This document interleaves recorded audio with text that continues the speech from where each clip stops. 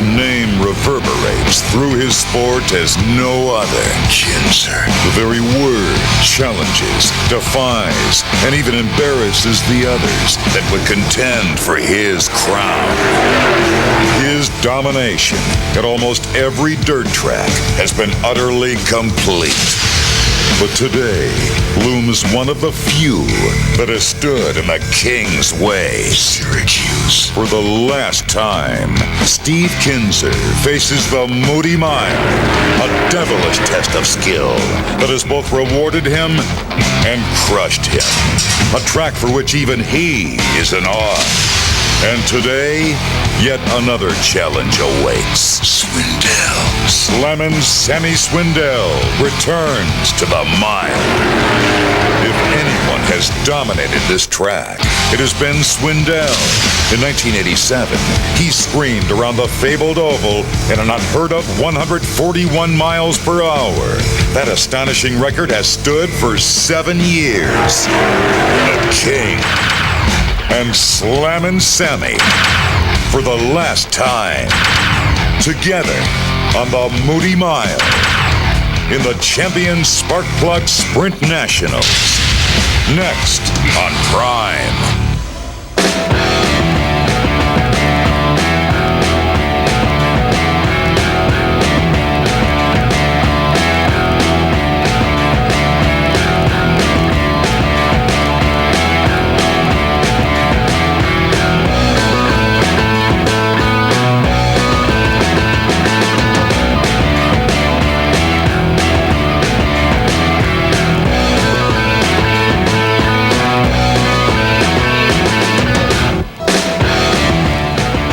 The criteria for measuring history's best in anything is victory, Steve Kinzer wins it hands down. And I mean the single best in sprint car history. Tommy Hintershitz, Bobby Grimm, and A.J. Foyt. But after nearly 2 decades of that dominance, Steve Kinzer has decided to move on. Why, Steve? Oh, I don't know. One thing, I had a pretty good ride offered to me with Kenny Bernstein, and I'd been thinking about doing it anyways, and then that opportunity came up, and I thought, well, I've got a seasoned race team there, and if they'll work with me, I'm going to take a chance. So it's going to be tough, but we're going to give it a try. Well, Steve, I've known you well enough that it's not going to affect the way you drive a sprint car, even on a very fast track like the mile here, but is it different? Well, it's no different. We've just come out of the trailer a little bit slow in here, and we don't have a lot of time to do anything. A couple hot lap sets, and we went right into qualifying, and the same thing right into the feature. So we're just going to have to live with what happens. We made some adjustments, and if they work, they work. If they don't, we'll go on down the road tonight. And the main thing is we're going to try to get this point championship under our belt and start a new career, I guess. Will we ever see you in a sprint car after 1994 again? Well, let's hope not. Not that I don't have no love for sprint cars. I grew up around them. The love will always be there. But I'm going at this thing to try to break into the Winston Cup race and be successful at it. And if I'm successful at it, I have no plans of doing anything else. I've made my mind up that that's what I'm going to try to do, and let's hope it works out right. Well, the preparations have begun for some of the final preliminaries before today's championship race, but Steve's biggest adversary, most consistent over the last decade and a half, is standing by right now with our Doug Logan. Larry, no one has led more laps or taken home more checkered flags in this event in Syracuse than Sammy Swindell, 5-time champion. Sammy, when the green flag flies today, you're going to have a real good view of it from the second row. How do you feel about your car and the conditions today? Well, the race car is the best I've had since we've been up here. Yesterday we had a little problem with our motor, and it kind of probably kept us off the front row, but we just have to wait and see if we got that fixed and go from there. One of the huge stories on the circuit is one of your great rivals, and Steve Kinzer is going to be moving on. How do you feel personally about losing one of your great racing competitors? Well, I'm happy to, for him to get to do what he wants to do, but, it'll make my job a little easier out here winning races. Well, Steve Kinzer or no, Sammy Swindell seems to get it done here in Syracuse. He'll be starting from the second row. Our pit reporter today is Andy Fusco, and he's with a surprise pole sitter. Doug, Billy Pouch has been on a pole in Syracuse, but in a stock car. To win the pole in a sprint car, that had to surprise even you. Yeah, I was surprised. Last year we timed real well. This year we timed a little bit better, and I'm surprised. Not only a new track record, but the fastest lap in the history of dirt track racing. That has to feel good. Yeah, the car really felt good, and time trials there were when the car's stable and everything, and then you're going fast, it seems like you're going slow, but everything seemed to work out real well. Viewers today will see both stock cars and sprint cars here at Syracuse. You're proficient in both classes. What's the difference between the two? Well, basically the weight of the car and the wing. A sprint car's about half the weight of a modified, and the wing nails you down so much harder because it's up in the free air, and that's basically what makes the biggest difference. These are a little bit more unstable than a modified, but they're a lot faster. Larry, how about a rundown of today's schedule? Well, in addition to this, the reigning Miss Motorsports, Summer Smith, you'll see highlights of the world's richest dirt track weekend featuring modifieds. First, the small block V8s in the Phase 200, and then the granddaddy, the Wheels 300. This is the fastest race on dirt, and we're ready to go in Syracuse. The Champion Spark Plug Sprint Nationals is brought to you by Wheels Discount Auto Supply Stores, Phased Runs, obviously not your average drugstore, Champion Spark Plugs, and the Cooper Automotive family of brands, Sonico Race Fuels, and by Chevrolet. One automotive company has won more races over the last 30 years than any other. Genuine Chevrolet. Welcome back to Syracuse and the Champion Sparkplug Nationals on Prime as the Outlaws feature their trademark 4 abreast parade lap. Beautiful day for racing and the track conditions ideal. Doug, the whole weekend has been perfect, from performance of the race cars to track conditions. 8 drivers beat the existing world record. Now here's a graphic layout of this course. The passing areas denoted in green here, and one of the 2 danger areas on this racetrack shown in red coming out of corner number 2. The starting lineup start on the pole with the 1Z of Billy Pouch looking for his first World of Outlaws national win. Outside row 1, the number 2 car of Andy Hillenberg enjoying his finest season on the circuit.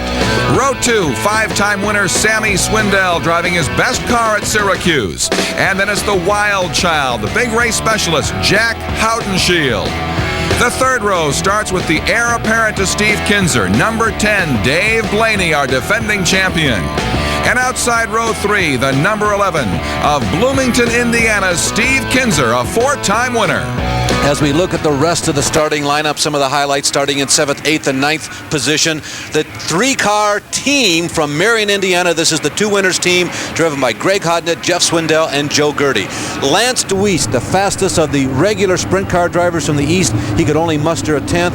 Kenny Jacobs, another big track World of Outlaw specialist. He's 12th. Billy Bryan starts on the outside of row number 7. He's one of the few drivers who have beaten the Outlaws in the last couple of seasons. You see Sid Blanford coming all the way from Colorado. And Jerry Denon out of Connecticut, one of the real exciting drivers here on the mile at Syracuse. 29 cars will roar to the green flag. This is the fastest field in the history of motor racing on dirt. We have a special treat for our World of Outlaw fans today. We're going to drive around the track. Our champion Sparkplug in-car cam is in the car of pole sitter Billy Pouch, and what a view he's going to have of the green flags. Doug, you hear so much about the speeds and the super speedways down in the South. You're going to get a glimpse here of what it's like to go 150, 160, 165 miles an hour on dirt. Watch the inside berm. Now they're on their final pace lap. Watch for the pace car to file off, sort of the missing man formation, off to the driver's left. You're right. That is Billy Pouch, the brand new world record holder, bringing this 29 car field around. He's got an Outlaw regular, Andy Hillenberg, to his right. Who will get the jump? All right, once again, we're going to go in car with Billy Pouch as the field swings into turn 3 and into turn 4. The acceleration, the pace picks up, and the green flag is out, and the champion Sparkplug Nationals is on. And Sammy Swindell is in trouble. Swindell suddenly had his car pulled up like a bucking bronco. I saw no contact with any other race car nor the outside wall. Doug, I believe that wing simply broke. We'll perhaps have an opportunity to look at it on a replay, but a very thrilling, exciting, and threatening moment for Sammy Swindell as the cars accelerated to probably about 130 miles per hour on this long front straightaway. Let's take another look at it from ground level. Well, here come the greens out, and look at that on the far side over by the outside wall. That was Swindell. Again, as I mentioned, Two no other cars contact. involved here. There goes Ed Lynch going by, spinning out. Let's see who the next one coming very close to him. It's coming in. Come in from the right-hand side of your screen. There it is. It's Dave McGough, and here's Swindell now walking back to the pits, just simply, apparently, a strut on the wing braking. He has got to be absolutely heartbroken. Swindell came here saying, as we look at Ed Lynch kind of regathering his thoughts, no contact by Lynch or any other car. Swindell came here saying he had his best car ever on the mile, and this was its result. No contact at all. But Steve Kinzer touching the outside wall, almost getting into serious trouble. Can Sammy's car be repaired? A report from down on track level from Andy. The crew says, we'd like to try. Swindell says, no, my day is over. Back with a complete restart of the champion Sparkplug Nationals on Prime. Welcome back to Syracuse, New York. A beautiful day for racing at the Moody Mile, the New York State Fairgrounds. Here's another look at what happened to Sammy Swindell. White car right in the middle of your screen. Things seem to be normal. Steve Kinzer looks to the outside, and all of a sudden Swindell's wing, because of no other factor other than we are suspecting a broken strut, simply lifts up and the car is pointing toward the North Star. This is the restart. Billy Pauch, brand new world record holder, bringing the inside row around. The Outlaw regular Andy Hillenberg bringing the outside row around. Will he get the jump again? Pauch looks like he has it one more time. The green flags fly once again in Syracuse, and Billy Pauch has the lead as he dives into turn one. Everybody always watches for Steve Kinzer. Kinzer, who started on the outside of row number 3, does get a pretty decent start. Andy Hillenberg, who was a very early qualifier, the first one to break the old record, he falls suit into second, and there is the always energetic and fearless Jack Houtshield. He runs third. Your question, would Billy Pauch get the jump? Look at the jump he got on the start. There is the king, Steve Kinzer, running in fifth, as we told you. An unchallenging fifth. Very unusual for this man who has won 380 times in World of Outlaws sprint car competition. This will be the last time he runs on one of these miles in a sprint car. The last time he's going to go over 150 miles an hour in an open cockpit. And he's trying to camp off his career here at Syracuse with his 5th win in the event. Sammy Swindell is the all-time leader in that category. He's out of this race, an incident before the green flag even dropped. Let's ride along with Billy Pauch with a champion Sparkplug in-car camera. Down the long backstretch, it gets very narrow going into corner number 3. You can see how quickly the real estate goes by, and the inside is you ride with Pauch. Now Pauch is out of corner number 4, down the front. Oh, reaching up to the face shield, pulling off a tear-off. That's the little pieces of plastic that are on the outside of the face shield. Drivers will wear about 20 of those in a race like this to try and keep their vision perfectly clear as best they can all race long. How tight is the line here at Syracuse? Very tight, Doug. You really lose a lot of the sense of that, particularly as you watch from the television angle. But at these speeds, plus the fact that you're on dirt, the line literally on the steering wheel equates to about a quarter of an inch. Dave Blaney and Steve Kinzer currently running 4th and 5th in the event. Back with Pauch. Pauch is already moving through slower traffic. The speeds here were pretty dramatic. The difference between the first to the last, as far as the starting grid goes, a difference of about 30 miles per hour. Steve Kinzer lapping a slower car as we pick up the front of the field once again. What Pauch has to be careful of is that he is not shaken. Hillenberg in the blue car, Houtshield in the yellow car, and Kinzer in the blue and white car. Make that Blaney in the blue and yellow car. They are easily within striking distance, even though Pauch looks tough. These guys are still right on the end of the chain. Once again in the backstretch in Syracuse, it's Pauch, Hillenberg, and Houtshield, 1, 2, and 3. It's actually tightened up. Look at these 3 drivers. Like on a train, they have moved up to Pauch. Pauch had about a 20-car length lead not more than 2 or 3 laps ago, but slower traffic really broke his rhythm. And look at Houtshield. Houtshield is looking for a way of getting around okay. That's Oklahoma's Andy Hillenberg. And he went a little bit high in 2, and Dave Blaney almost got the better of Jack Houtshield. Now, you were asking about the line. I said the line equates to about a quarter of an inch on the steering wheel. It gets even tighter, if you can believe that, as you go into slower traffic. They're going to run right down to the bottom. Now, watch for them moving up as Pauch approaches them, probably at a closing speed of 20 to 30 miles an hour.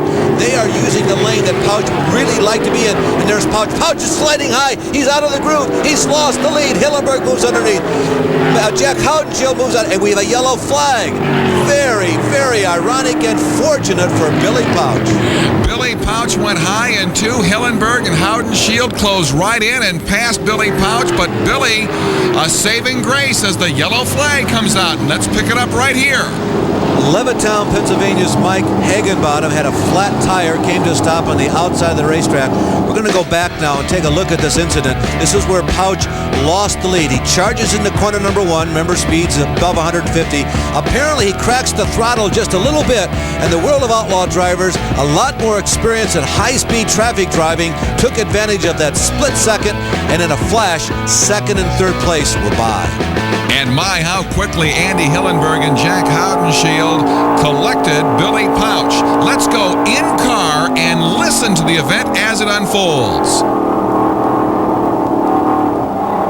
First brake on the throttle.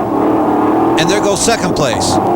And now 3rd place, Hillenberg and Haudenschild both go by. Had it not been for the yellow flag, that could have been curtains for Pouch's lead. We are 9 laps complete in Syracuse. Billy Pouch in search of his first World of Outlaws win. Then it's Andy Hillenberg, Jack Haudenschild, Dave Blaney, and Steve Kinzer. More from the champion Sparkplug Nationals on Prime after this. Back in Syracuse as we pick up the pack in the backstretch. Getting ready for the restart. You see that cone in the middle of the backstretch as the flagman has the green flag out. That cone is there to keep these impetuous World of Outlaw drivers in line. They had a problem a few years ago with jumping.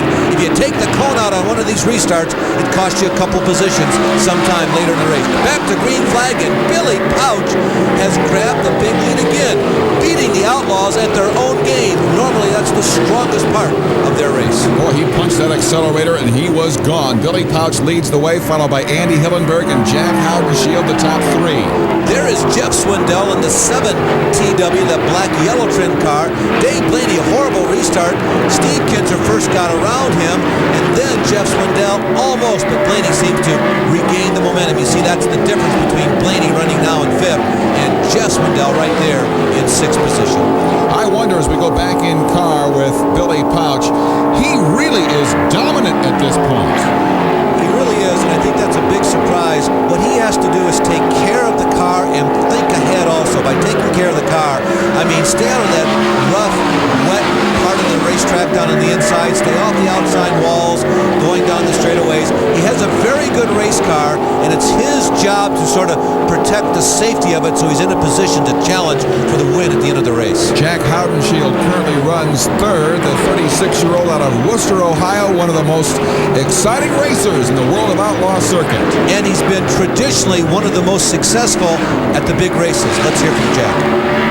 Yeah, I like a run here. When the car feels good, I feel pretty comfortable. I've never won here, so I'd like to win the race. You like to win all the big ones at least once, and I haven't won this one. So we've been close the last couple years, and we've been right there. And right there, Haudenschild is again as he goes to the inside of Andy Hillenberg, the 2 Outlaw regulars side by side. Out of corner number 4, and Haudenschild, who has 2 runner-up finishes the last 2 years of this race, moves into, guess what, runner-up position again. Well, they called Jack the Wild Child, and we saw why. Jack is absolutely fearless. I think that word has come up a couple of times. Another quote, and Jack is way down low out of the groove. We were talking about Pouch a little earlier, having to protect his car. That's exactly what I was referring to. Haudenschild has also been quoted as saying, I like those sprint cars. Maybe I'd like to move on to Indianapolis or Winston Cup, but I like these sprinters. Meanwhile, we're moving on with Billy Pouch, and he's back to lap traffic once again. Remember, that's where he ran into trouble earlier in the race. We are now into the teens as far as the laps going by in this race. We will stop at the halfway point, lap number 17, and Pouch is in heavy traffic right now. He goes to the high side of Robbie Hart from East Nassau, New York, the Empire Super Sprints regular, and right now Pouch has got to be very careful as he moves through slower traffic. And we have a yellow flag flying in Syracuse. This is for a mandatory stop. This is the pit stop that's planned in this race. Pouchy taking a couple extra seconds of hot lapping. But Doug, this is the moment of the race for all non-outlaw regulars. These guys race from the Pacific Northwest to the East Coast, New Jersey, Pennsylvania, New York, to Florida, to Southern California.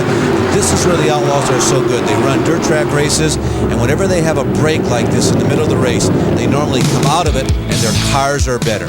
But as we mentioned earlier, yesterday was a record-breaking day.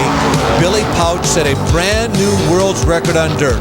He reigns as the fastest man ever in the history of motor racing on an oval. The car just felt good. I mean, when we pushed off, it seemed like the motor was flat. It seemed like both laps the motor was flat. I didn't think we had full power on the motor, and we thought we just richened it up a little too much, but it seemed to work good, you know. I mean, the car was comfortable and, you know, it wasn't scary or nothing. This is unreal. I mean, I just couldn't believe we set a new track record, and, you know, we, like you say, we hold both of them in the modified and the sprint, so it's a big high in my career. And part of the high came with the draw for the top 4 positions for today's race. And Billy drew number 1. Now we're halfway. All the crews have an opportunity to check out the cars. This is the moment all the non-outlaw regulars fear. Can we not get nose piece off there? Oftentimes, the changes being made now is what determines the outcome of an outlaw race. Midway through the Champion Spark Plug Nationals in Syracuse, it's Billy Pauch, Jack Haudenschild, Andy Hillenberg, Steve Kinzer, and Dave Blaney. Welcome back to the Champion Spark Plug Nationals on Prime. At the halfway point of our race, we're stopped for refueling. Let's go down to the track where Andy Fusco is with Jack Haudenschild. To the right a little bit. Jack, how does the car feel in the first segment? Yeah, I feel pretty good right now. This car's tires getting warmer, and the thing's tightening up quite a bit right now. So we topped it back off of fuel, so we should be all right. What kind of changes do you make during the stop? Well, I don't know what changed right now, so we're not going to change too much. We're just going to run it like it is. Getting by Hillenberg, can you describe that? He got a little high coming off, and we just got underneath him. Running down Pauch, can you do it? Yeah, I think we're a little quicker right now. We just got to wait till traffic. Are you close enough that you can make some changes so you can go faster? Yeah, we can't go anywhere right now. Every time I get close to somebody, I can't turn. It just, when I get the air off the front of my car, it won't turn, so I can't really race anybody. So you guys are putting a lot of attention to your wing setup, the combination. Yeah, it's all air right now. We just get it balanced better. We can at least race somebody.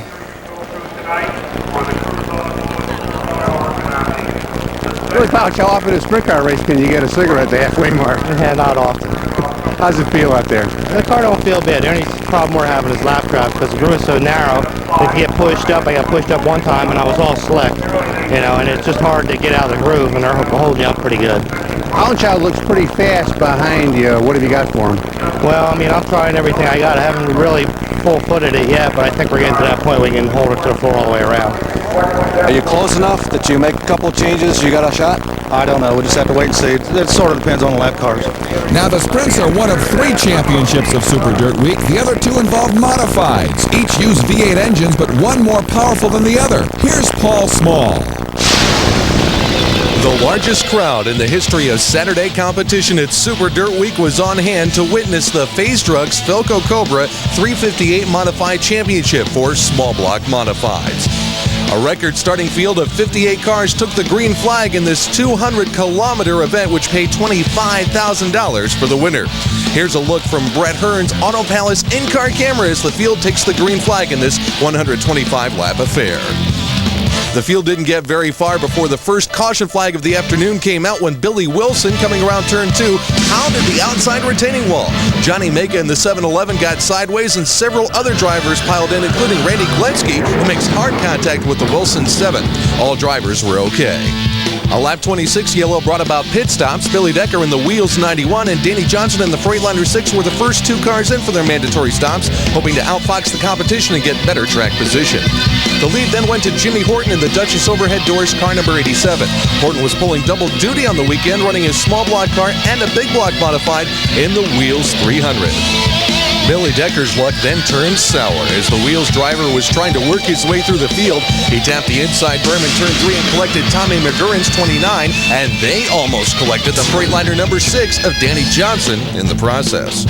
Now here's proof the racing doesn't stop when the yellow flag flies. From the Auto Palace in-car camera, Brett Hearn ducks underneath Jimmy Horton as they come onto pit road to make their mandatory pit stops. Hearn comes to the attention of his crew, led by his father, for a change of McCreary tires on the rear and a fresh tank of fuel to go the remainder of the distance. Horton, Hearn, and the rest of the leaders then had a limited amount of time to catch up to the front of the field.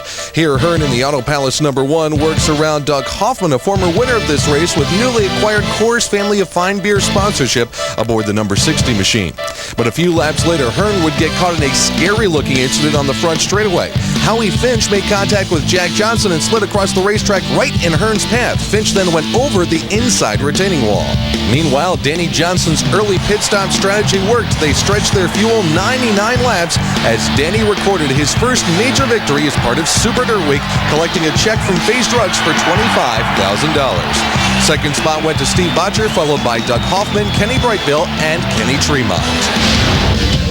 After a beautiful day on Saturday, Sunday dawned cloudy and rainy for the 23rd annual Wheels 300. It looked for a while like the race may not even be run at all. That's their logic. It's really just the way it fell. I mean, we led halfway last time. It just turned out that way. Hopefully we didn't make a mistake by letting everybody else pit before us, but hopefully we're fast enough to get by them. Blaney made his pit stop $10,000 richer and was looking to become $100,000 richer by ripping through the field in the final 88 laps. Blaney made a valiant charge at the end of the race, but came up several car lengths short as teammate Jimmy Horton out-snookered the field to pick up his second Wheels 300 victory. Next week, you'll see all the action from the Wheels 300 and the Phase Drugs Philco Cobra 358 Modified Championship right here on Prime. All the adjustments are now complete, ready to go for the second half of the Champion Spark Plug Sprint Car Nationals. Billy Pouch, in the biggest race of his life, he's all set. More from the Champion Spark Plug Nationals on Prime after this. Here's the proud owner of more than 400 modified races looking for his first win in the World of Outlaw circuit. What an important moment it would be for this young Eastern Charger. Lots of experience in USAC sprint cars, USAC Silver Crown division. He's run some midgets out here. Probably most well known as a modified driver, but he could change a lot of that today. We're back under green flag, and Billy Pouch, like he shot out of a gun into corner number 3. Oh, coming very close together in corner number 3. Andy Hillenberg, Steve Kinzer almost contacted. Kinzer loses 3 or 4 valuable positions. And look at this action on the front straightaway. We have cars 3 and 4 abreast as they jockey for position. The restart is when you can gain the most ground in a race. And look at Steve Kinzer. He was almost in a bit of a stupor the first half of this race, but that close call on the restart woke him up. There's Dave Blaney. Blaney got a great restart. Andy Hillenberg, he lost some ground, and there is Kinzer, who's already blown away Jeff Swindell. Now he moves underneath Hillenberg. Billy Pouch leads, followed by Jack Howden-Shield, and we go back in camera with Billy Pouch, and you can see the speed, you can feel the speed. You sure can. There is Pouch. He's on that long back straightaway. There is Howden-Shield running in second. The lead is like an accordion. It's back and forth from 100 yards to 10 yards to a couple feet. Howden-Shield really powering around the long, sweeping corner number 3 and 4. He moves in on Pouch. Going into number 1, you can see the momentum. Billy Pouch, we told you earlier, his job is to protect this car.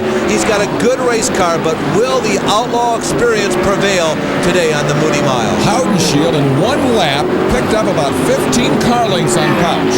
Howden-Shield, you heard him tell us at the break that he felt he was faster, but the groove at 150 mile an hour plus is very narrow. The best place to pass, frankly speaking, is on the front stretch.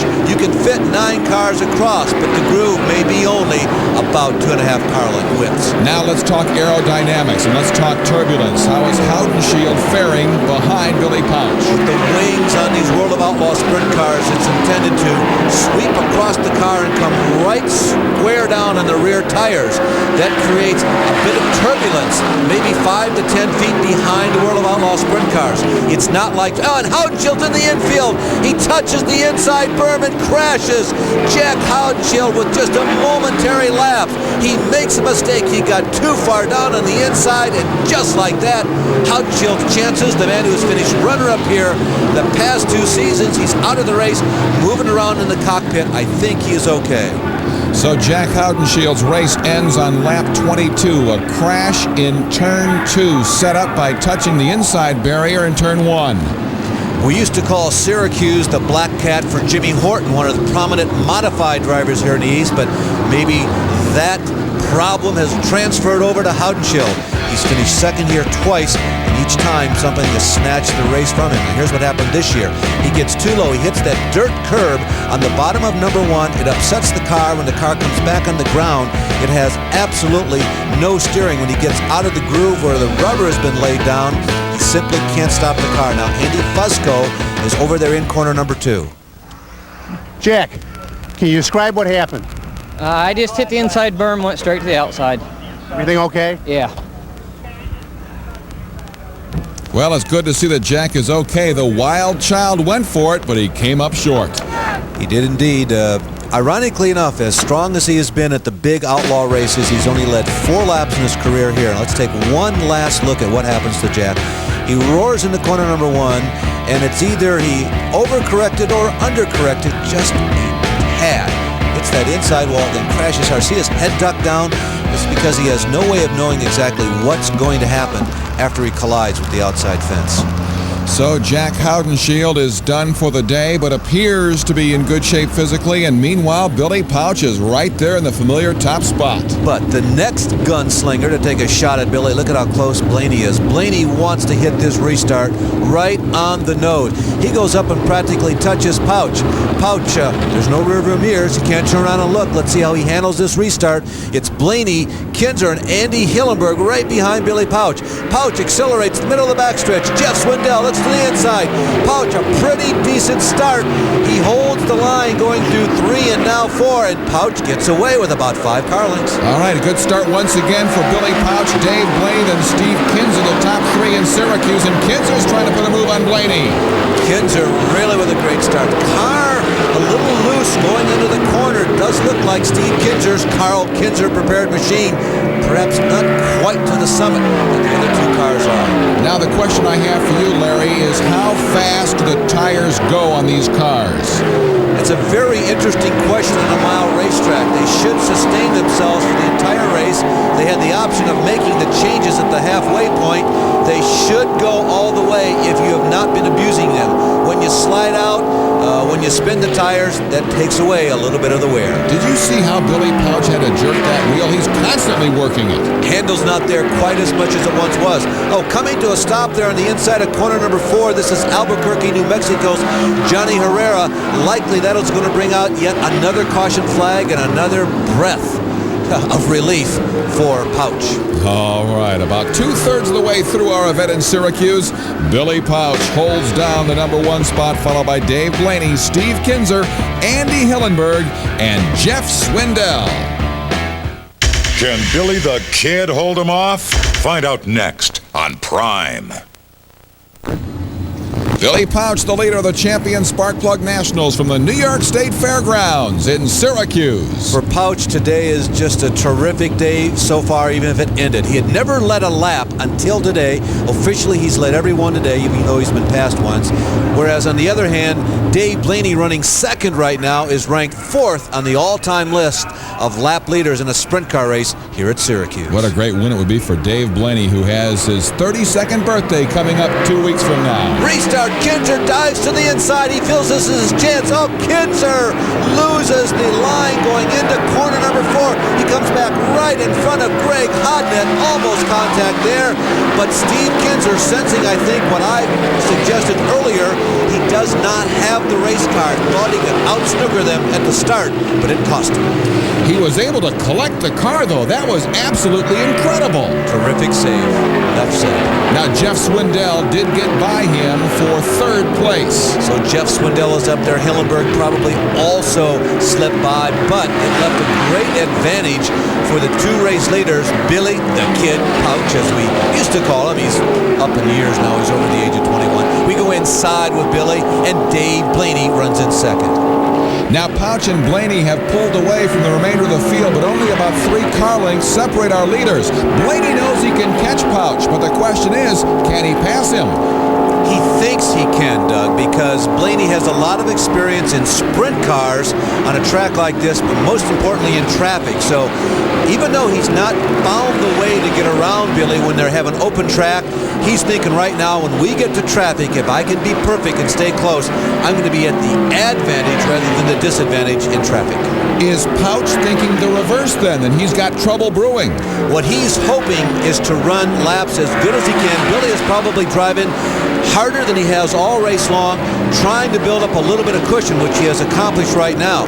The disadvantage for Billy is he never knows how far ahead he is of Blaney, but he's trying to build as much of a cushion between him and Dave as possible, so when he gets to traffic, he's got a little bit of insurance. Now a look at 3 and 4. That's Jeff Swindell ahead of Steve Kinzer. Kinzer almost lost us. We go back up front, remember, on the restart, so he's really made a great recovery. Now, with the leaders, Pouch continues to run as much as possible down on the bottom. So keep in mind one thing, track is a mile around, but right on the rail. Up on the second and third lanes where Pouch is forcing Dave Blaney to run, it's about a mile and a 16th. So he really makes Blaney work much harder by staying down at the bottom. Now take a look at turns 1 and 2, how the tires smoke. This track is hard and slick. We've had almost 250 cars enter the race. Oh, Blaney! Oh, right on the edge of the cliff coming out of corner number 2. Almost 250 cars compete here this weekend. A lot of rubber gets laid down. The track has been prepared quite well, and that's the way it gets, and it will eat up the tires if you're abusing them. We were talking about lap traffic. Billy Pouch capitalized on lap traffic right there. It was a combination of lap traffic and Blaney making a slight miscalculation. He was pretty anxious to get to the high side to get around the lap traffic. He got out of the part of the racetrack where the tires get a good bite on it, got into the dry, slick part of the track. That's why he almost spun out. All right, let's see how Billy Pouch handles this. Look at Blaney moving in. We told you before, lap traffic will play a big role, and this is why Blaney, I mentioned, he has to feel confident. He feels this is his moment. Keep your eyes on the blue and yellow Casey Luna Ford-powered number 10. Perhaps the most dramatic part of this race, and Billy Pouch gets through that scuffle okay, but Blaney's right on his heel. Pouch was very lucky because for a moment there, the lap traffic with Robbie Hart on the inside and the number 86, they were side by side. They opened up the parting of the Red Sea just in time for Pouch, and he slipped through. Clear sailing now up the front straightaway for Billy Pouch, but Dave Blaney has him squarely in his sights. They're moving around the high side next of Outlaw regular Steve Beitler. About 2 laps to go. Beitler will give him a lot of room. Blaney tries that fast sliding move out of corner number 2 again. See, Beitler is a little quicker than some of the other drivers from the area. He's harder to get around, and Pouch doesn't have it quite as easy. Beitler moves down to the inside, but still not enough momentum for Billy to surpass him. All right, we're on the final lap, and Blaney goes outside Pouch. Blaney has got the lead. Blaney, he's on the edge of that corner once again, and Pouch has got just about a half a car width. He somehow gets through. He squeezed between Beitler and Blaney, and Pouch may pull this one off. All right, still lap traffic as they come out of turn 4 and down the front straightaway. Blaney ducks down low. Pouch takes it out high, and the checkered flag is out. Billy Pouch has won the Champion Spark Plug Nationals. A driver's victory. Pouch had a good car. The crew that you can see there waiting anxiously to rush out onto the racetrack as cars continue to pass by at 150 miles an hour. They prepared. You can see it was a religious experience winning this race. They prepared a good car, but Doug, that was a driver's victory. Pouchy did it. Think about this extraordinary accomplishment, Larry. Billy Pouch, a non-outlaw driver, has beaten the likes of Dave Blaney, Steve Kinzer, Andy Hillenberg, and Jack Haudenschild. It doesn't happen very often, and usually they're not out-driven. It's a superior car that puts them away. But Billy Pouch, he held on to his emotions today. This is sure to be a very exciting victory lane. He held on to his emotions, made very few mistakes, none, frankly speaking, that we saw on the TV coverage, and Pouch really performed well as an athlete behind the wheel. Before today, his best finish ever in this race, a 6th. When we come back, we'll take you down to Victory Lane to talk with our race winner, Billy Pouch. How monumental is this win for Billy Pouch? You have to go back to 1978 and 79, the first 2 years of this event, to find a non-outlaw regular to take home the checkered flag. In 78, it was Bentley Warren. In 79, Smokey Snellbaker. Let's go down to Andy. The champagne is flying here in Victory Lane. One of the Northeastern's favorite son has won its biggest sprint car race. Billy Pouch, you've beaten the world. It's unbelievable. Unbelievable. Describe that last lap, the traffic problem holding off Blaney. He got around me there 1 and 2, and I said, oh no, here we go. I leaped to the last lap and he's going to get me. And thank God he was up high enough, he got loose, and I got back under him. And I'll tell you, Dave's one of the best drivers I've ever ridden against, and I got to give him a lot of credit. He gave me the room there, and thank God. Hauenschild literally crashed himself out trying to pass you. How courageous do you have to be to run one of these cars? Well, the best part of this race is stepping out of the car in one piece when it's over, and I'm just happy we're doing that. You know, I mean, it's unbelievable to win it. I mean, this is great. Well, that was exciting. Well, my car just kept freeing up, and you know, at the end there, we were faster than he was, and you know, I had a chance there on that last lap, and I missed it by 2 inches, I think, in the center of that corner, and slipped in the dust a little bit and let him get back by me. Jesus. Is it the kind of thing that you can predict, or you just saw a little opening when he got caught behind the lap traffic, a bite, or you just, I got to go for it? Well, yeah, I figured he'd probably just try to protect instead of taking a chance there, and it was the only chance I had, so I had to do it. And I thought I had it made easy, and then it just got out from under me. Needed a couple more laps, would have helped, eh? They said it was 35 before we started. Well, a very courageous race for the second place finisher, Dave Blaney. Let's take a look at the zero moment of this event, turns 1 and 2. And you see that Dave Blaney saw an opening. He went on the outside, predicting accurately that Billy Pouch would take a very tight protective lane. And Blaney almost had him, but missed it by a couple of inches. Well, as exciting as the last lap was for Pouch and Blaney, how thrilling was the start of the race for Sammy Swindell and the King, Steve Kinzer. Oh, man. At least we got one piece. Hey, I guarantee it scared him. I didn't know where he was going. I thought he was going clear over backwards. You one way, then the other. The celebration continues for Billy Pouch. We'll be back on Prime to talk with the King, Steve Kinzer. Back in Syracuse, what a day of trials and tribulations for Steve Kinzer. His last go-round on the Syracuse Mile, and this is a very telling moment as he tried to duck down low on Dave Blaney on the restart and then lost it up high. And we hear from the pits that the King has a very unexpected reaction to today's race. Unusual. You think you had the car and you didn't win. No, I think I had the car. I got messed up. Andy went down there and spun out in front of everybody on that one restart and got me out in the loose stuff. And then the next restart, I sort of self-inflicted that one. Dave was protecting the top because I'd got around him once on the start there, and I got down under him, but he held me tight where he's supposed to, and I got down there against that mud there on the inside wall and it pushed, and then I had to slide back out it again, and there I went backwards again. But into traffic, I think I could get through the traffic a little better. I think my car should have won the race. Yes, I do. Well, you've been really fast here before. You say you leave here with a great car, but is it a fitting tribute to your last time around Syracuse, or would you really have liked to pull it off? I would have liked to pull it off. The worst part about it is, I think I had the car to pull it off. I think in the traffic, I was by far, I was getting through the traffic better. I don't know if it was the car or just back there where I was at, I was maybe running a little harder, what it might have been. But I should have won the race, I think, but whatever, I didn't. Well, there he is, the King, Steve Kinzer, as he turns his back and later this year will walk away from the world of outlaw sprint car racing circuit.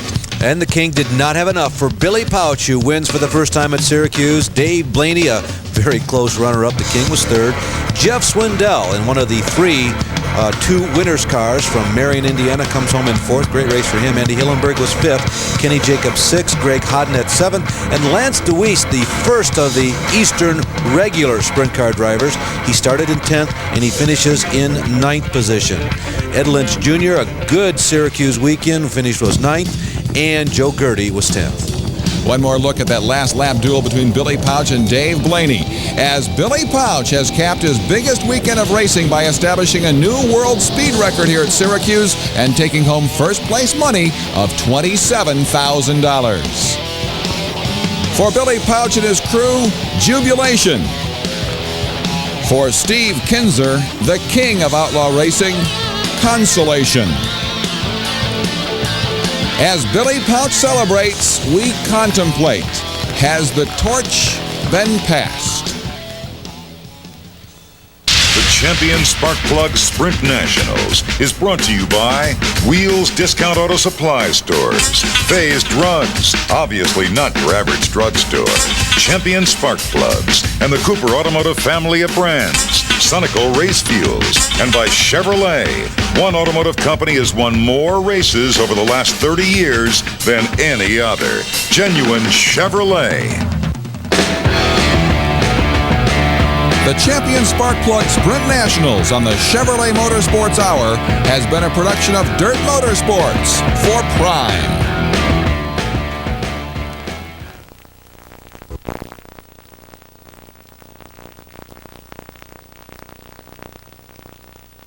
The New York State Fairgrounds, home of Super Dirt Week and the Wheels 300.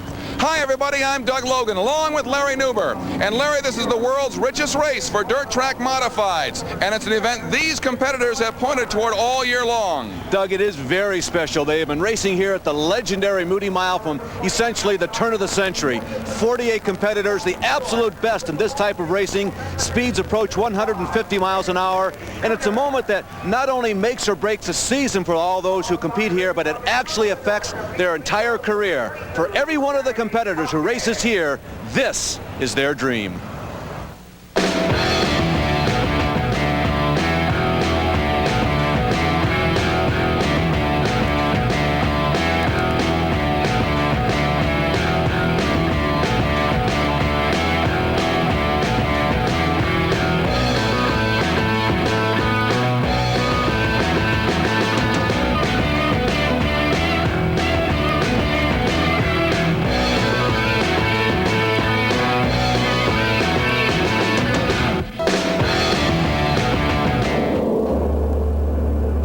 Barefoot conjures up sunny days by the ocean, but in the Northeast it strikes fear in the hearts of grown men.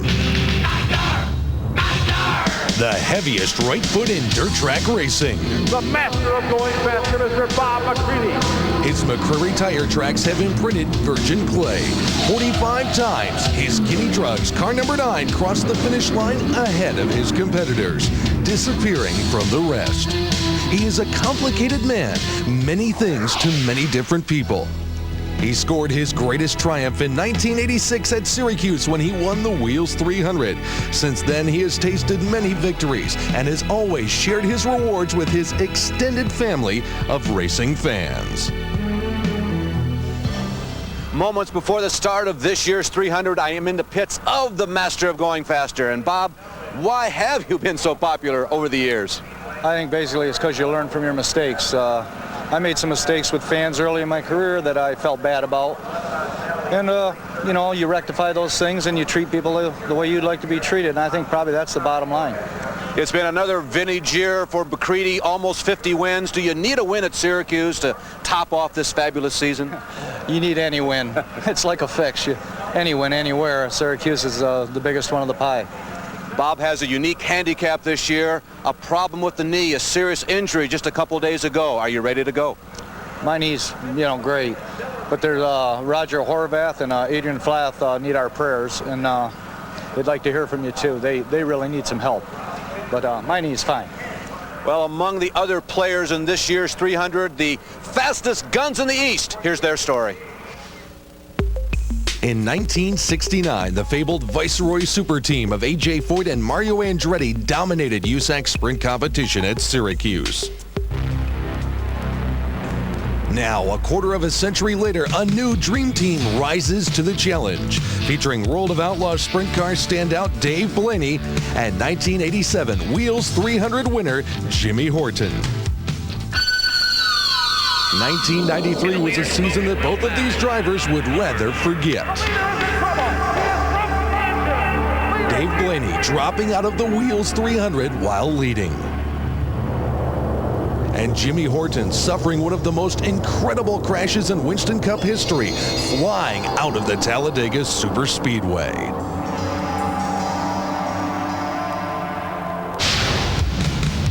Now, like a phoenix rising from the ashes, they have joined together on the Duchess Overhead Doors Dream Team.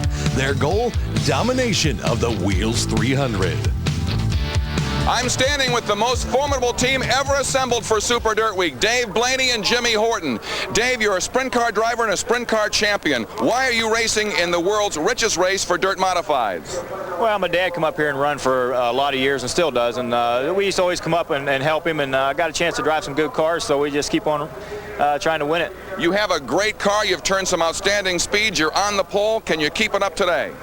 Well, I think the car's good enough. If we can just keep it out there all day and have a chance at the end, that's what we're looking for. Joining Dave on the Duchess Overhead Doors team is Jimmy Horton, a champion in '87. You probably should have won it in '88. Do you have what it takes to win it today? Oh, yeah. We just need the rain to hold off, and we can run Dave down and beat him. All right. You've got a very confident and a champion team put together here for Super Dirt Week. But there's an individual who cannot be ignored. He's the master of the mile. Brett Hearn, the corporate jet.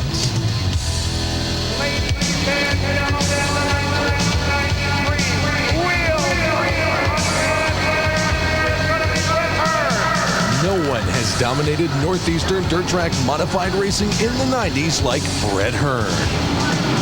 Cool, calculating, and confident. 4 times he has tasted victory in the Wheels 300.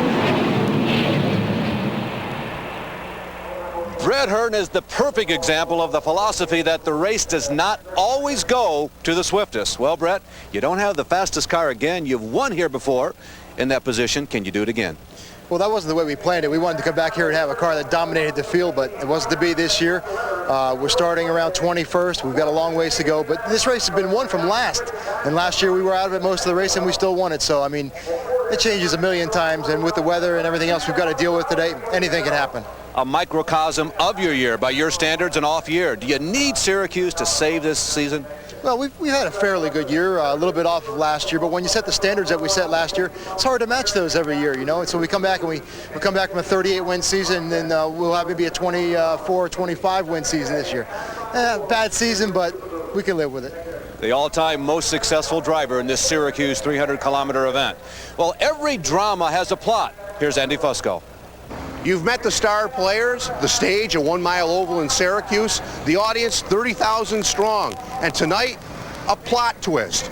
Day-long rains has pushed back the start of the event some 5 hours and has softened up the track significantly.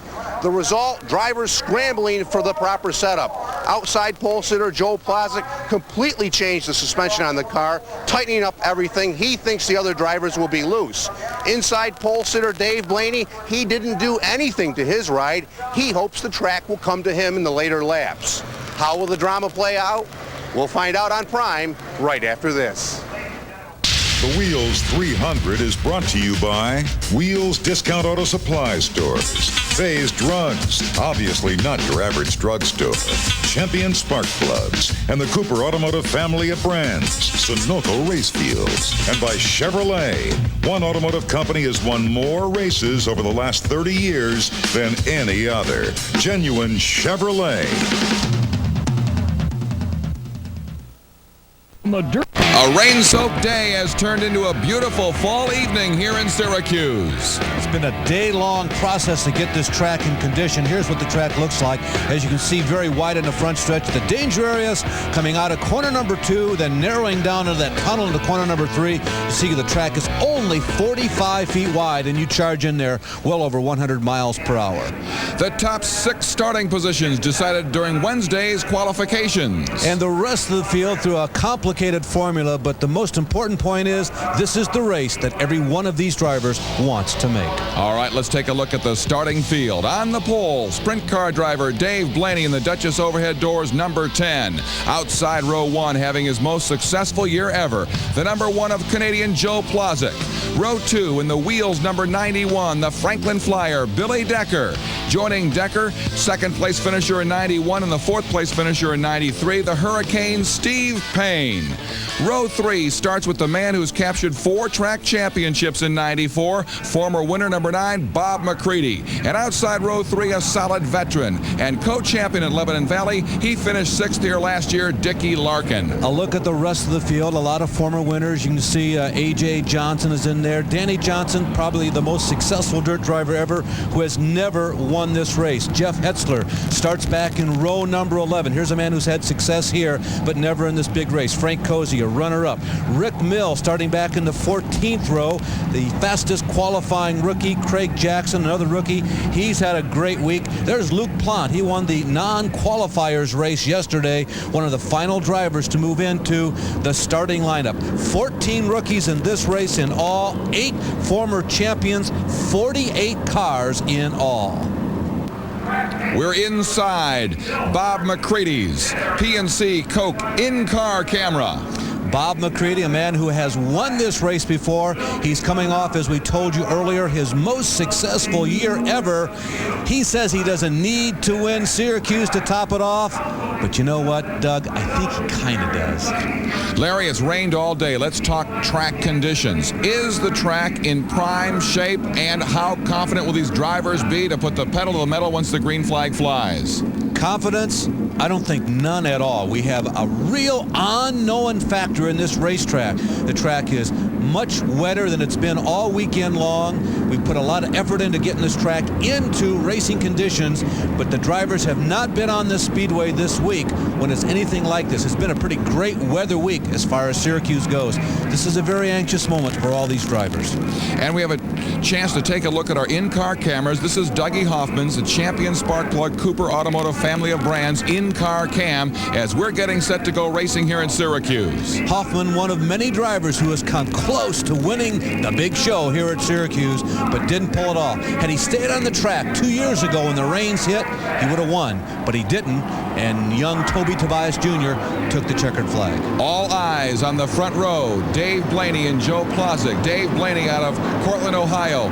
Qualifying time of 114.811 miles per hour. He's the man to beat as they come out of turn 4 and roar down the front straightaway. The green flag is out, and the 1994 Wheels 300 is on. Into turn 1, Dave Blaney takes the lead.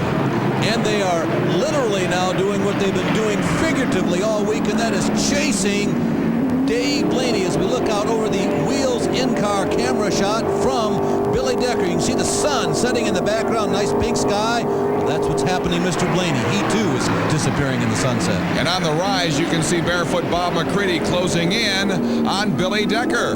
There's McCready going to the inside looking. You can see the sun setting in the background. He may have a lane now. He gets to the inside. That's McCready going down the long front stretch, charging into corner number 1, and McCready makes an early race move on Billy Decker. Now, Bob McCready won this event in 1986. He's come close in the past. He's had good cars, but a series of bad breaks have kept him out of victory lane. Well, it's not always the swiftest. We've mentioned that a couple of times already in this broadcast, who wins this race. A lot of strategy goes into winning at Syracuse. Now Bob McCready trying to close in on Joe Plosick. Here's a look at Chris Moore and Brett Hearn. That's a battle for 19th place. Great story here with Chris Moore.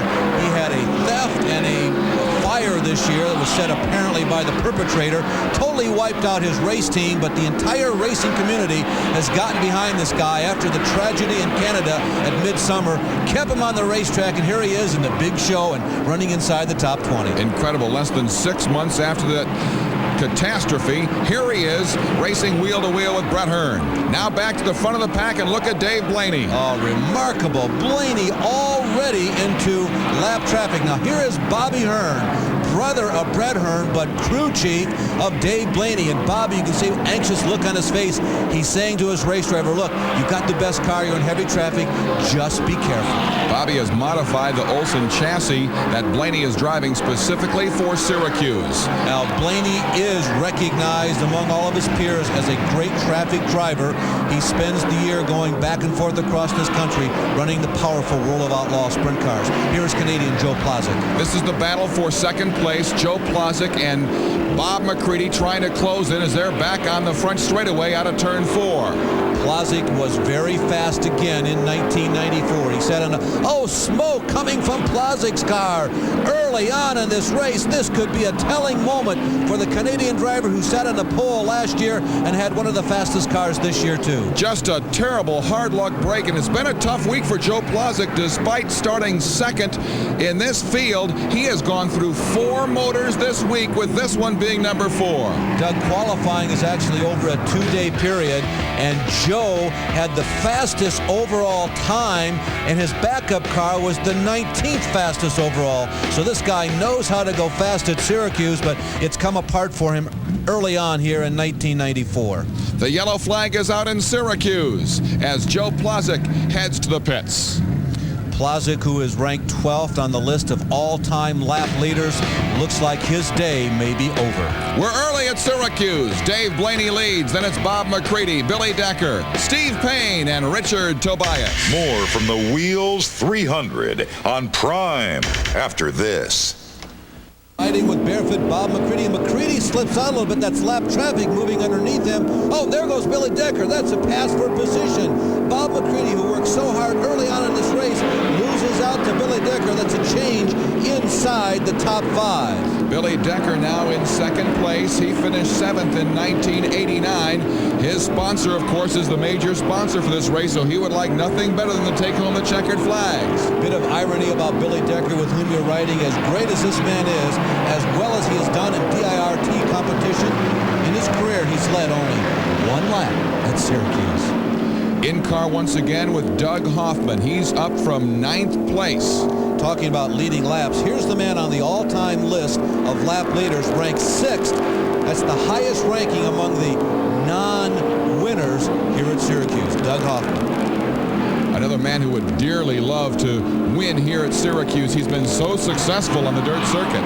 Hoffman's associate sponsors, he follows Stevie Payne, the Hurricane there, also running inside the top 10. Hoffman's associate sponsor for this week, the Champion Spark Plug people.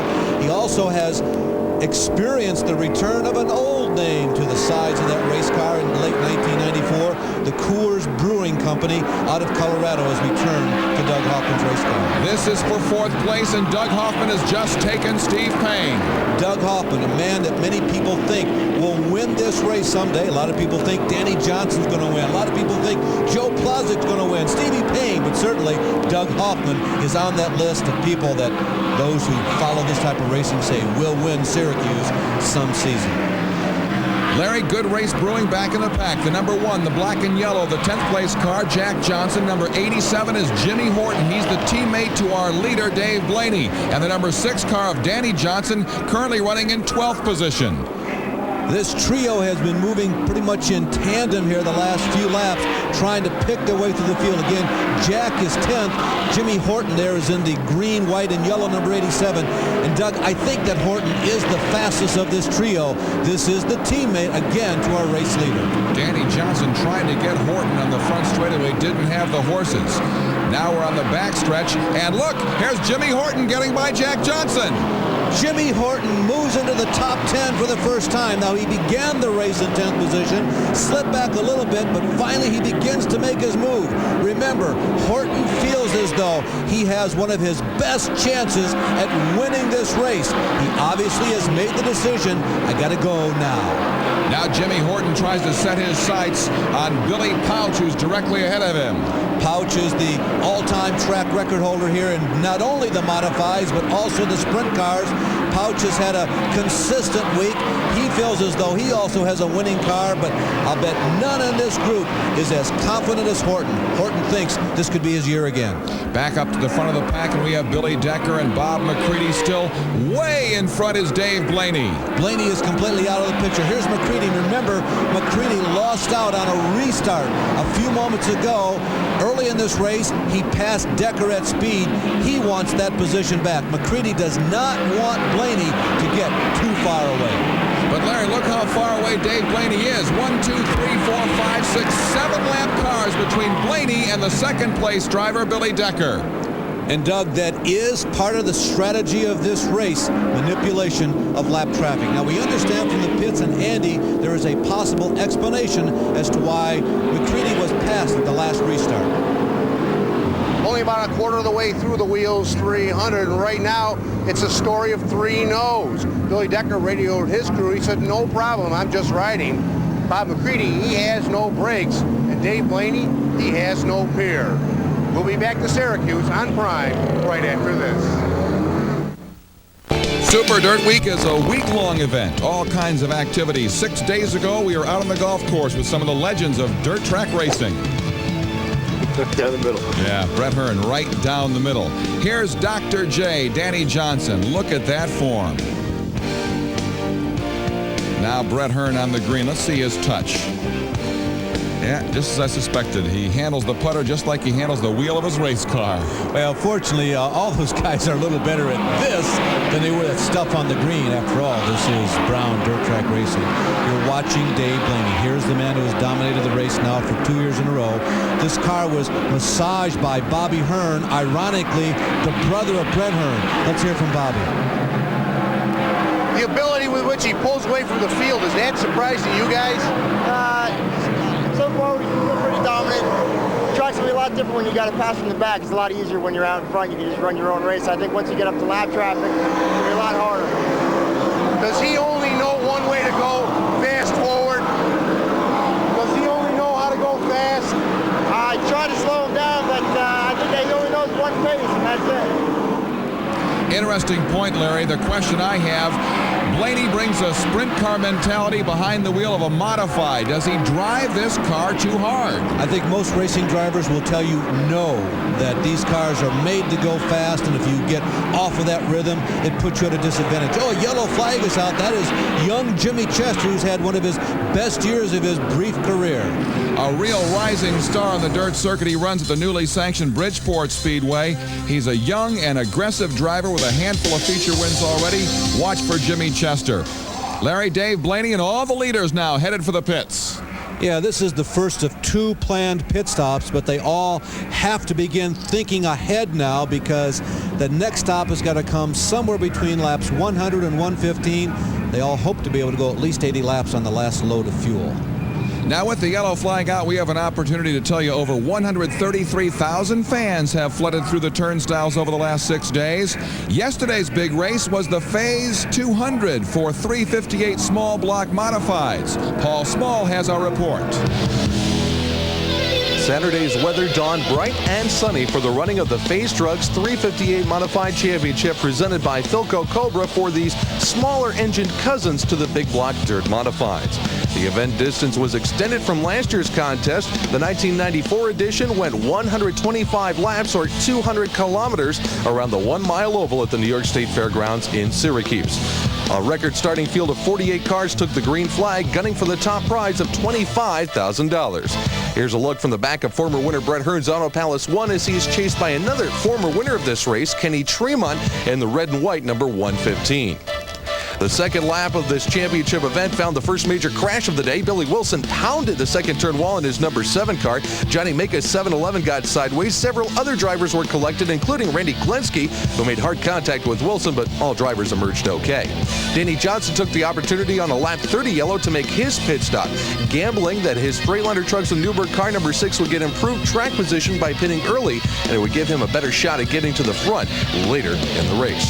The rest of the leaders elected to pit on the next yellow flag, which came about 25 laps later. And here Brett Hearn cuts off former Wheels 300 winner Jimmy Horton as they all dice for position, moving on to pit road. That left Danny Johnson at the head of the class, and the question was, did Danny, who pitted early, have enough fuel to go the distance? And the answer was an emphatic yes, as Danny held on and claimed his first major victory on the mile at Syracuse.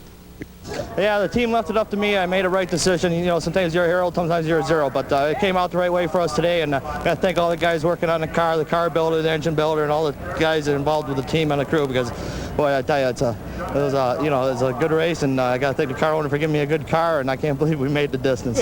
More from the Wheels 300 on Prime after this. Back in Syracuse on Prime, we're out of the yellow flag period, and on the lead is Steve Payne, who elected to stay out. Payne took the calculated risk, rolled the dice. twice. So did Dickie Larkin in a red number 99. He chose to stay out. There's Bob McCready. McCready comes out of the pits in 7th position in that orange and white number 9. Now back to your race leader, Steve Payne. Is he figuring he can win this race on just one pit stop? He has to be thinking that, because we're sort of past that point where if you're planning on stopping once, there is Dave Blaney, incidentally. Blaney, very efficient pit stop, in and out of the pits very quickly. He comes out in 2nd position. Payne has to be thinking, I'm saying that apparently, that he can make this on one pit stop. He has to stretch this, however, to at least lap number 100, maybe as much as 115, as I mentioned earlier. There's Dickie Larkin, who also stayed out. And here are our leaders, Steve Payne and Dave Blaney. Now, Larry, my question to you, with Blaney already having Steve Payne in his sights, does that nullify the strategy of not taking a pit stop for the Hurricane? Well, yes and no. Would have been nice if the fastest car on the track wasn't the first one out of the pits, but Payne is ahead of everybody at this point. Dickie Larkin is 3rd. There's the 87 of Jimmy Horton. He's in 4th place. In 5th, the yellow 91 of Billy Decker, and the red 60 of Doug Hoffman is currently in 6th position. That pit stop, very important for Jimmy Horton. He is not really challenged for the lead yet tonight, as the race has sort of evolved here as we've been delayed by rain. But Horton finds himself within striking distance. The Cobra is coiled. Remember, he won this race in '87. As we take a look at Steve Payne and Dave Blaney, there are other cars further back that are still running very, very strong and very much in contention. Bob McCready is 7th. Also in the top 15, we have Danny Johnson, Richard Tobias, Brett Hearn, Jack Cottrell, Jack Johnson, and Jeff Hetzler's running well. Been very little attrition in this race, and it's an excellent point, Doug. We've, I don't think, gone ever this far into the 300 where we've had so many potential winners still on track. Here comes Blaney. Blaney breathing right down the exhaust pipes of Stevie Payne. Payne continues to lead, but Blaney is hungry. He wants it back. Once again, they are in lap traffic, and look for Dave Blaney, who can handle the traffic. Meanwhile, Payne has employed this very unusual strategy, that is compared to the others in the top 15. There goes Blaney looking to the high side. He goes around Payne. I wonder about that strategy now that they employed by staying out. Let's go down to the pits. Here's Andy. Down here in the Steve Payne pit, why has Steve stayed out there so long? Figure if we make it halfway, we can just pit once and be good at the end. All those caution laps at the beginning of the race, would that kind of influence the gas strategy, and how does that figure in? Yeah, and the rain earlier, washing the rubber off the track, it's going pretty easy on the tires right now, so. You have to wonder, too, Larry, if Steve Payne's strategy didn't include that 100-lap prize money of $10,000 from PNC Food Markets and Red Baron Pizza if you're up leading the pack. Perhaps it did, but it's moot now. Look at Hoffman going to the high side. He goes to the high side of Horton. He moves into 3rd. He has the momentum. He stays up there. He gets around Stevie Payne, and Doug Hoffman passes the 2nd and 3rd running cars in one corner. So Doug Hoffman is showing some big-time muscle as he flies by Steve Payne. And look what's happening here with Jimmy Horton.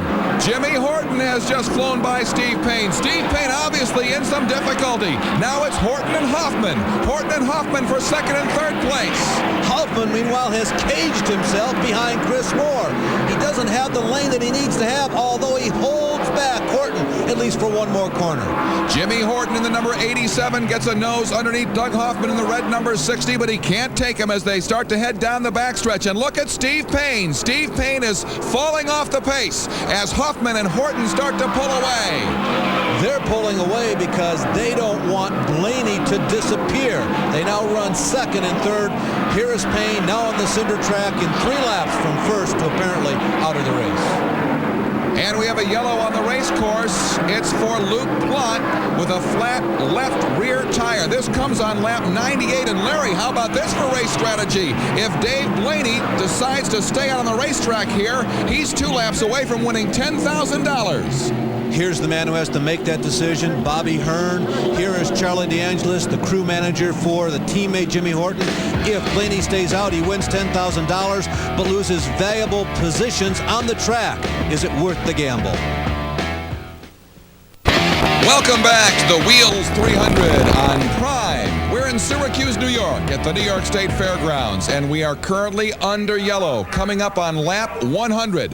The big decision for Dave Blaney. Does he stay out to receive the 100-lap prize money of $10,000 from PNC Food Markets and Red Baron Pizza? He's staying out. Meanwhile, behind him, Doug Hoffman, Jimmy Horton, Billy Decker have all gone into the pits. $10,000 richer for this man, Dave Blaney, but is it going to pay off in the long run?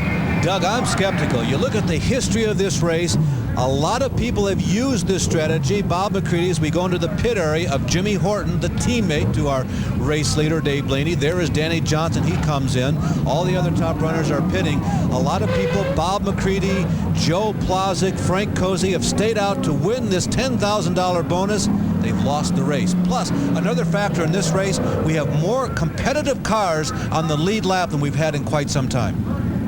Well, there's the man who made the decision, Bobby Hearn, and there's the crew chief. They're wearing $10,000 smiles, but there could be a bigger picture involved. Well, Blaney comes in, he makes the pit stop now. The advantage to this is rather leisure because under yellow flag, there's no rush here, no crowded condition in the pits, so this should be an extremely routine pit stop. But boy, does Blaney and Bobby Hearn, as conducting the strategy for the rest of the race, have a lot of work to do in the next 88 laps. Well, let's face it, Blaney is good in traffic and he's got the superior car. In other years, I would agree with that strategy. And look at this. We understand that Doug Hoffman has crashed. Here's a replay of it. This is on the back straightaway during this yellow flag. The reports from down in the track are he was bolted in the back by another competitor. The car is spun around, and it looks like Hoffman's chances for winning this race are gone. I was commenting about that strategy. This year, too many cars on the lead lap. As Doug Hoffman pulls out of the pits and we pick up the front of the pack, the question, how difficult was the decision to keep Dave Blaney out on the racetrack? Let's go down to the pits. Did you plan on going for the lead on lap 100, or is that just the way it fell? Really just the way it fell. Just with our first pit stop, just headed up that way. We were leading halfway last year too, but it didn't mean anything at the end. Hopefully we'll be there at the end this time. But there's another moment here. You did it after everyone else. How did that happen? Well, it was lap 100. We had to go around that one extra time to get to that 100th lap. Hopefully it didn't hurt us. You gave up a lot of track space, positioned a lot of other leaders. You actually feel like you're that fast. Of course, you got 80 laps to make it up. Yeah, we got 80 laps, and Dave's real good on traffic. And Dave is in traffic right now, sharing some very, very good company with Billy Decker and Bob McCready, and he's putting a move on Decker. He moves into 7th position, so Blaney has made up a lot of ground quickly. And Doug, as you mentioned, Blaney slips a little bit there coming out of corner number 2. McCready is right in front of him, and Jack Johnson is directly in front of McCready. Watch for him in the black and yellow, number 1. Let's see what Blaney does here entering turn number 3. He has been going into 3 strong all afternoon and evening. He gets in front of Billy Decker. Can he hold it this time? It looks like he has as they're out of turn 4, and Dave Blaney has moved past Billy Decker into 6th place. Now keep in mind as we watch Blaney pick his way through this traffic, this is Hall of Fame traffic. Here is the best that DIRT has to throw up. There's McCready, a former winner of this race. Right ahead, Jack Johnson, a 2-time winner. Brett Hearn is one of the next cars he's going to have to pass. All these people have won tens of races, and there goes Blaney to the high side of McCready. He picks up 1 more position. He did it in turn 3 once again, and how narrow is that entrance? Remember the graphic we showed you at the beginning of this program? The track actually goes down to about 40 feet in width, and Blaney is charging in there at well above 140 miles an hour and passing cars as he also maneuvers through that tunnel. Now Jack Johnson, the next obstacle for Dave Blaney, and let's see what happens as they get set to enter turn 3 once again. Jack Johnson in 4th, Dave Blaney in 5th. Blaney goes to the high side at his favorite spot on the racetrack. Johnson turns him away this time, but chances are it's only going to be momentary. Here's the car that sat in mothballs, covered up over in the corner of the garage. Blaney takes another position. It is, I remind you, a brand new power plant, a new power plant from a year ago. last year's engine is in the car leading the race, teammate Jimmy Horton. We spoke so much about Bobby Hearn's decision. It's looking golden right now as Blaney is flying on the track, and now he's on the bumper of Brett Hearn. But he now has two of the absolute very best and one of the strongest duos on the Moody Mile, Brett Hearn and Danny Johnson. Those are the next two that Blaney has to eclipse. You know, we haven't said too much about Brett Hearn. He's standing in third place right now. This is the typical Brett Hearn strategy. He's been here years before when he did not have the fastest car, but this team, more than any other team in DIRT, knows how to win this race. And there goes Blaney around Hearn, putting away the four-time winner. And once again, Larry, the pass came out of the groove on turn 3. Jimmy Horton is the leader of the Wheels 300. It's Danny Johnson in second, but the Buckeye Bullet is in full flight. Welcome back to the Wheels 300 on Prime, and this is the battle on the race course that has everybody standing in the grandstand. Second place, Danny Johnson. Third place, Dave Blaney, and he's gaining on Danny. He is indeed. Remember, Danny Johnson, I believe he's Dirt's best driver who has never won this race.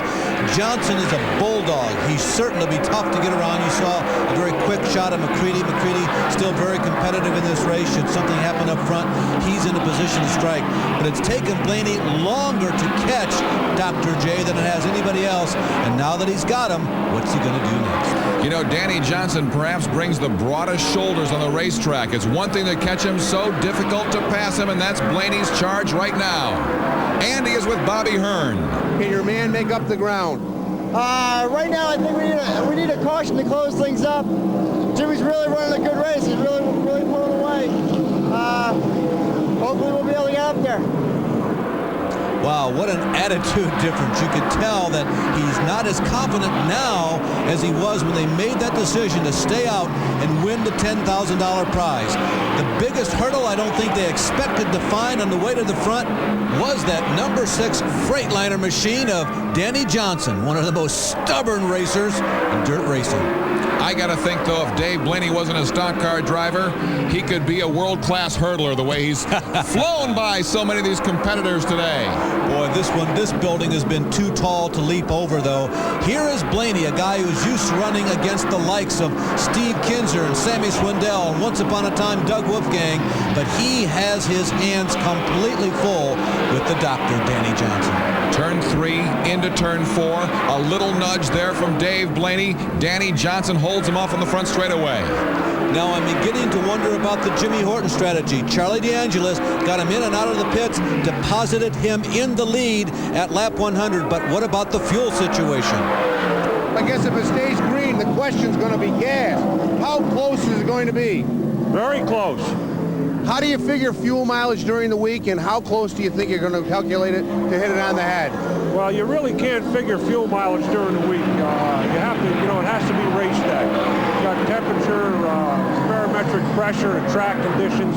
Our fuel mileage today is pretty good, so, I got my fingers crossed. We're either going to be a hero or a zero. We'll find out. Well, gas may not be Charlie's only concern. He also has to worry about the 1-0 of Dave Blaney, who now puts the charge on the backstretch on Danny Johnson. He's around Danny Johnson in turn 3, but he's going high, and he's got to back off.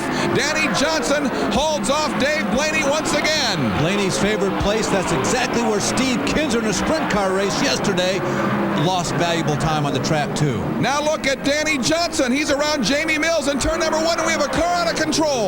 It's Brian Stevens in his final race as a dirt driver. This will bring out the yellow flag, and we're down near the very end of this race. Andy? In football, rival coaches are on opposite sides of the field. But in this race, teammates, coaches, crew chiefs are right next to each other. Is it going to be Hearn's team? Is it going to be DeAngelis' team? Or has Danny Johnson got a surprise for them all? We'll find out on Prime right after this. The Buckeye Bullet is on the charge here on Prime.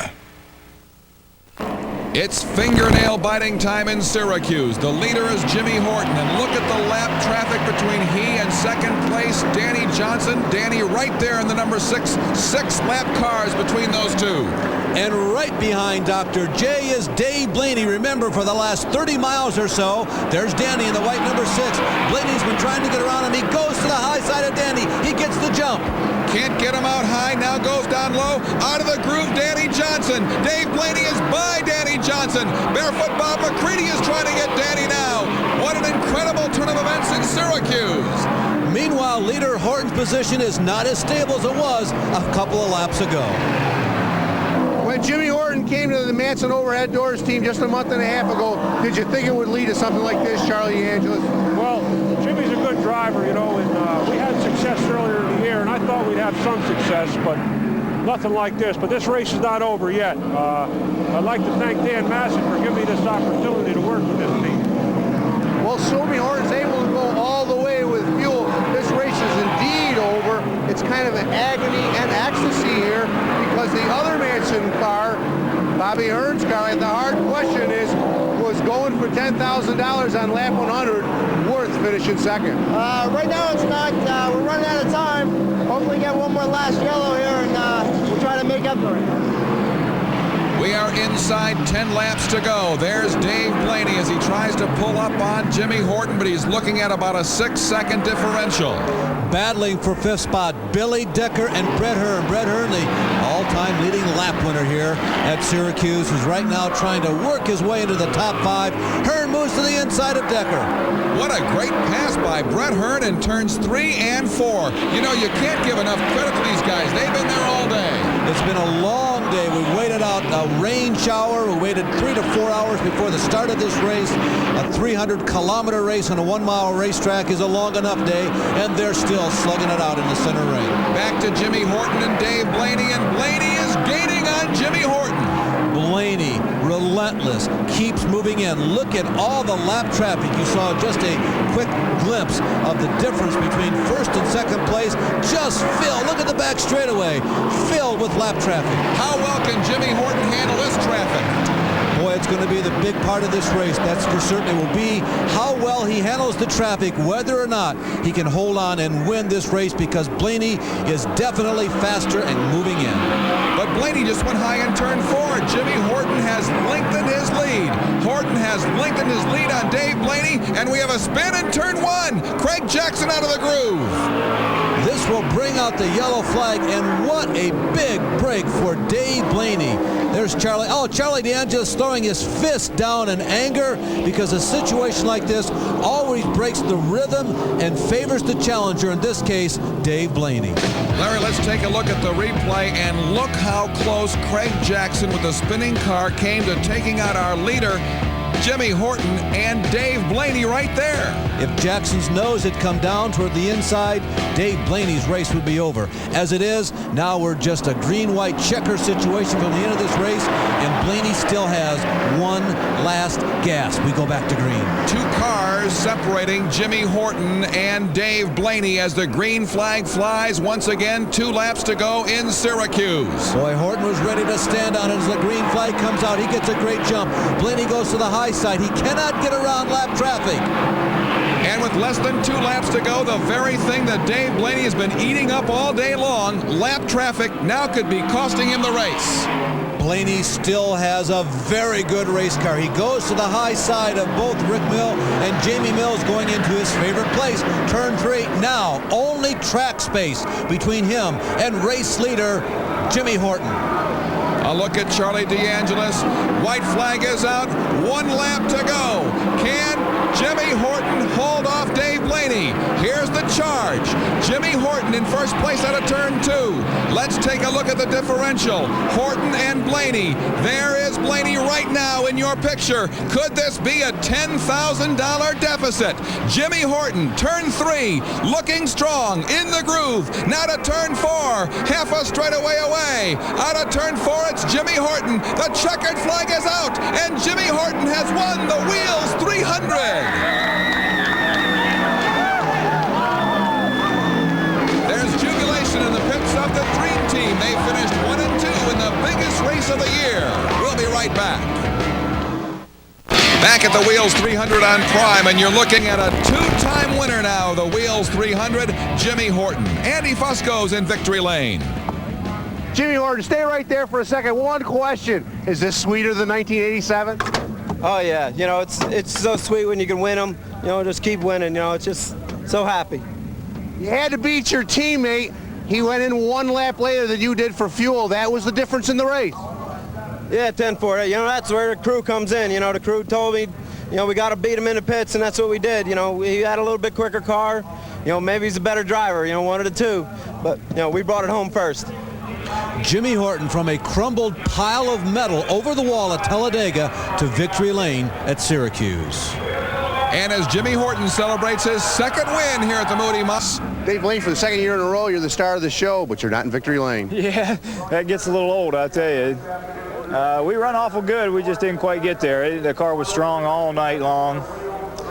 You know, you got to hand it to Horton. They got in and out of the pits and got him up front. They may end up calling that lap 100 decision the $10,000 mistake. Well, that was an unreal situation. Happened like that. You know, we either had to pull in the pits to beat the field and give away 10 grand, or take it and get behind them. So, man, it was a hard call. But like I said, we still almost had time. So the Dream Team's dream came true today with a 1-2 finish in the world's richest race for dirt track modifieds. And Jimmy Horton's return to his roots culminates with the greatest win of his career. The check made out for $100,000 to Jimmy Horton, the winner of the Wheels 300. For Larry Newber and Andy Fusco, Doug Logan saying thank you for joining us from Syracuse, and so long for now. Roger Horvath and Adrian Flath are recovering from injuries suffered earlier this year. They appreciate your support. The Wheels 300 is brought to you by Wheels Discount Auto Supply Stores, Faye's Drugs, obviously not your average drugstore, Champion Spark Plugs, and the Cooper Automotive family of brands, Sunoco Race Fields, and by Chevrolet. One automotive company has won more races over the last 30 years than any other. Genuine Chevrolet. The Wheels 300 on Prime is a production of Drivers Independent Racetracks and a presentation of the Chevrolet Motorsports Hour.